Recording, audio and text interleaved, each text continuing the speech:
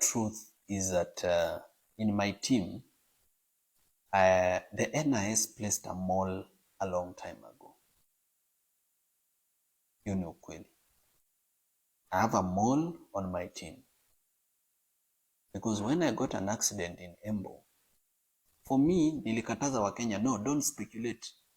Nilikataza Wakenya, hapana, mwache kusema hiyo accident was planned. Accidents happen and this has happened. But later, I realized Kenyans were not wrong to be paranoid or to be suspicious. Kenyans were actually right to be suspicious, and I was wrong not to be suspicious. Because the car that did an accident was not owned by an individual, it's owned by a company. And when you search the CR12 for that company in the register of companies and you check the directors, it's a dead end. The driver is somebody we've looked for, and we've not found him to date. Gari hata iko huko inaitwa ni Mukuruini police station. What is that place? Yes. To date, we've not found the driver. Yeah? Now, when I was arrested, there's a call that was made from this office around this building. And that call was made to DCI that I'm here. Somebody was called here, akaulizwa boss ako aliposema ako, that person called DCI. When DCI came to this office for an arrest, they didn't guess. They didn't look for my office. Remember, this compound is so big with so many offices. But they didn't look for my office. They came straight to my office as if they already had the plan and layout of the building.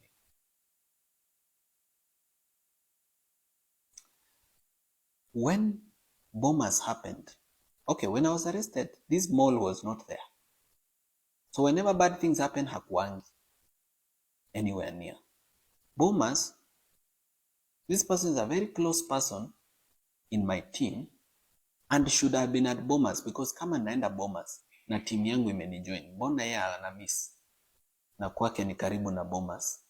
Mbona alikuja huku kwa ofisi mahali siko badala aende bombers mahali ni karibu na hata mahali yeye anaishi? So the NIS placed a person in my team a long time ago. When you research this person's history, you are not able to know which primary school they went to, secondary school. They wiped their profile clean. And the best way to hoodwink Kenyans has been, this person pretends, to criticize the government, to say bad things, to expose projects so that we can trust this person. There's been an attempt to poison my food, and I'm thankful to God that it didn't happen. Na kama singejua that we have a mall, I think by now I would be dead.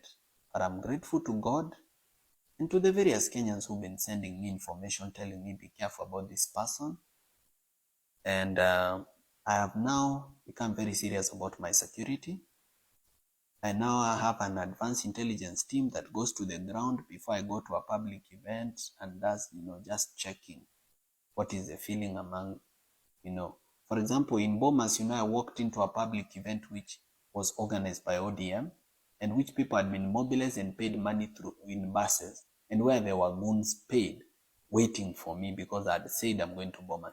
I've never been attacked anywhere in Kenya because I've never said I'm going to this place. Sijai sema leo naenda Embu, ama leo naenda Githurai, ama leo naenda Kitengela, ama leo naenda Molot Bomet. I've never said it. Hata nikisemanga nasemanga tu I'll be in Rift Valley generally. But because these people knew I'm specifically coming to, KICC, which later turned to Bomas, they planned very well kuniua. But they didn't succeed. Because God is good and because there's a mission. Welcome back to the Morara TV. So, Morara Kebaso just came out to do a press and address some issues which were affecting his organization and his team, citing that there must be a mole in this organization. For the longest time, he has been thinking of that issue, and he has come to discover that indeed there is somebody in his team who has been working with the National Intelligence Service and the Director of Criminal Investigation, so that they have been thwarting his plans over and over. For instance, he went ahead to give example of what happened to that car which rammed into his car. To date, nobody has ever come to claim the car. It's still there in Mukuruni police station. Even the driver has never been found. The profile of the story has not, even that person, there is no data of his history anywhere. They have been searching, searching, and searching, but they never come out with data about this issue. So, apart from that, you will realize that when he was, the events of his arrest were also exposed in a way that during that period, Mr. Morara Kebaso was in his office and they wondered how the DCIs directly came to his office. Directly, they never even asked where the office is. But to his surprise, this particular person was no longer there in his office, citing the question, who might this person be? Because when they came, and it seems like this person already made a call from the DCI, from the office to the DCI, exposing some matters. So some things are really coming out strong and exposing these people or this party of what they have been doing and the planned abduction of Murara Kebaso. So he also says that during these events in Bomas, this guy in particular was not there, yet he lives around Bomas. Around Bomas, you can stay in Langata or Karen or even in Rongai, and that exposes some question: who is this person? He also went ahead to talk about the attempt to poison his food.